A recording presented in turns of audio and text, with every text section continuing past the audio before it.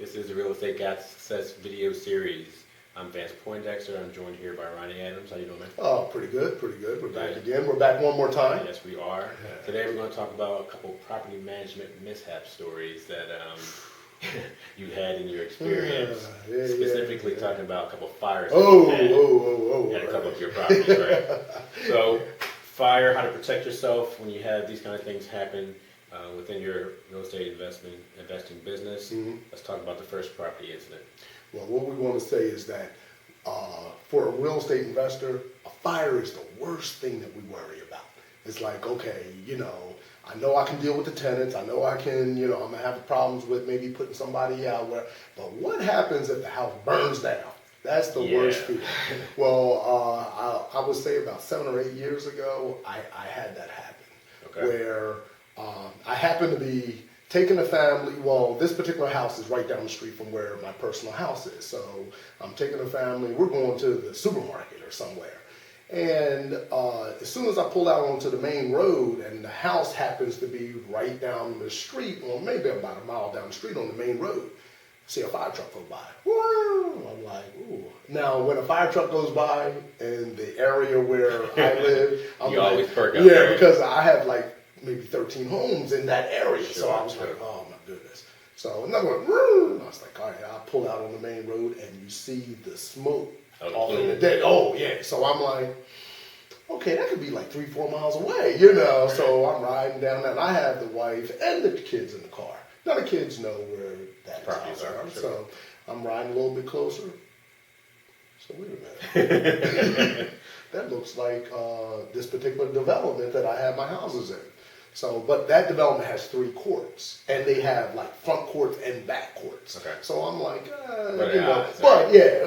and I still have homes that are in, each court. But I'm like, I only got like 6 of them over there. Okay. Right. So I get a little bit closer, and this one particular house is on the main road. All the fire trucks are right there. So I said, okay, it's in that court, but it can't be. What are the odds?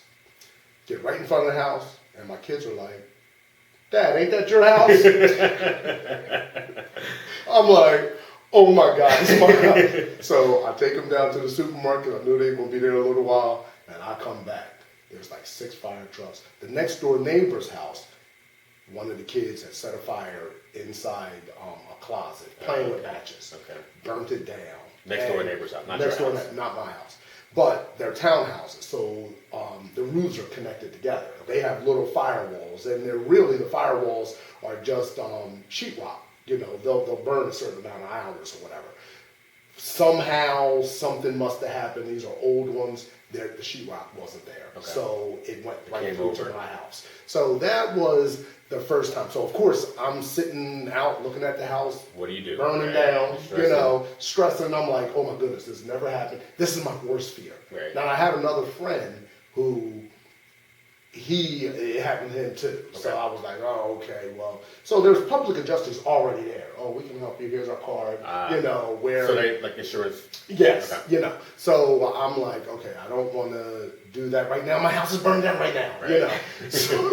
So I knew of a public adjuster. So what I did was I called him the next day. Okay. And once we called him, then you start the process. Well, you had a landlord policy on the house. Yes. So that's kind of how it would get paid for anyway. Right? Yes. You had the correct insurance. I had the correct insurance. I knew that I was covered for a fire. Right. And it wasn't my fault. Right. So I knew it would get taken care of, but I'm thinking I got a tenant. What do I do with the tenant? At this point, this so nobody was hurt. No one was hurt. My tenants weren't there, so that was the biggest thing. Yeah.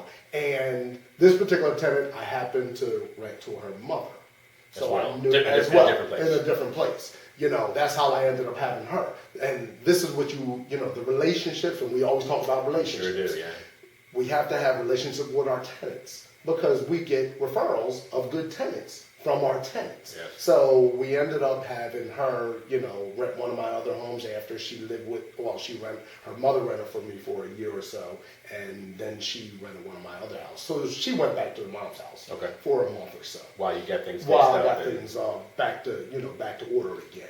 And I already had my contractors in line. I already had my electricians in line. So they were already there because we were doing other homes. Okay. You know, so I knew I could get the work done, but everything was already in line. But that initial fire, that was enough to really kind of knock me off my boots for a second there. All right, so that was the first one.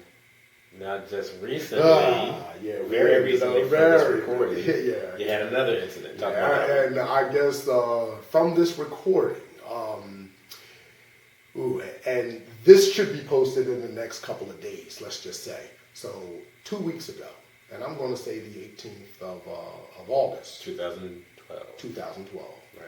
I had a house burned down. Burned down? Well, this one didn't burn down. The exterior shell, it didn't make it through the roof. Okay. But now the first house, it made it through the roof, where I had to change trusses and I had to re-sheetrock everything because, you know, what some people may not understand, when the fire company comes in, oh, they're ripping everything down. Right? They're tearing it up. Oh, we think there's a fire in this wall. I'm like, no, there's no fire there, you know. But they're ripping it up. But this particular home, on the 18th, about 10:30 at night, I get a call from the tenant. And this particular tenant never calls me that late. So, and I have everything hooked up where they call the office, of course. Sure. But there's a couple tenants who have my cell phone number. So she called, and of course I push it to the voicemail because I've learned over the years, it doesn't matter what happens, they can wait till the morning. I said, if my house floods, they can wait till the morning because they're not coming out to do anything on my house until the morning. If I don't care what happens, I almost, and it's kind of jokingly, I say, even if the house burns down, you know, it will be burnt in the morning, you know. But so I push it to the voicemail. 2 seconds later, she calls right back. So I said, okay, this might be serious. Answer the phone. She's not home, and she says, Mr. Adams, my house is on fire. I just got a call. I'm like, this can't be happening again. And now, mind you, this isn't a development that's not but walking distance from the first house. Oh, wow. So, of course, I'm like, someone is, what is going on, right? So I get down to the house at 11 o'clock at night. It looks like it's daylight. Because it's so bright. It's so bright down there. There's 6 fire trucks. They have the big giant lights. I didn't even know there's lights on the fire trucks, like big lights that turn everything on. So, of course, it's bright. And I'm looking, I'm like, okay. As I'm walking down the street again, I'm thinking the same thing with the last house. Right. Maybe it's not mine. Because, you know, there's a bunch of houses, and these are single-family homes. There's a bunch of them. Okay, it might not be.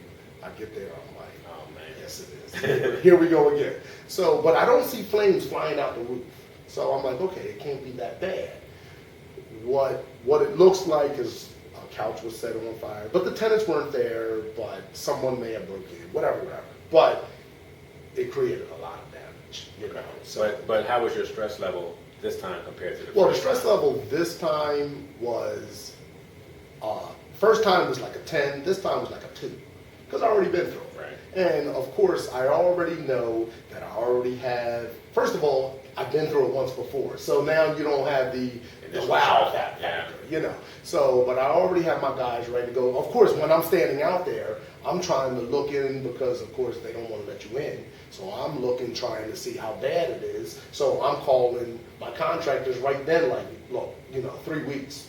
This is what we need to do, you know. So it wasn't as bad. I know that my insurance is great, you know, so we're not going to have a problem there. I actually just met the insurance company not but a couple days ago. I'm thinking that it was their adjuster because they will send out an adjuster. Even though I have my own public adjuster, he will do his estimate.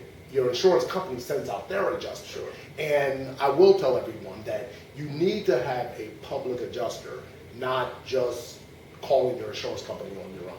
Because if you do that, your insurance company already knows that they're going to pay you less than what you are entitled to, you know. So you may not be able to put everything back the way that it was because it works, right. You know. It's almost like if you were to take your car to a car shop, that your insurance company, and you don't really check don't put used parts in your car, you know, instead of putting the new ones that you actually pay for. Right. So we already had the the insurance adjuster. I already knew that. So, but they sent out an investigator to make sure, because it was a big claim. Yeah. So they're like, okay, we want to make sure that You what didn't set happened. it. You Yeah, didn't- it's like, did you set it? Or I'm like, well, why would I burn down my own house?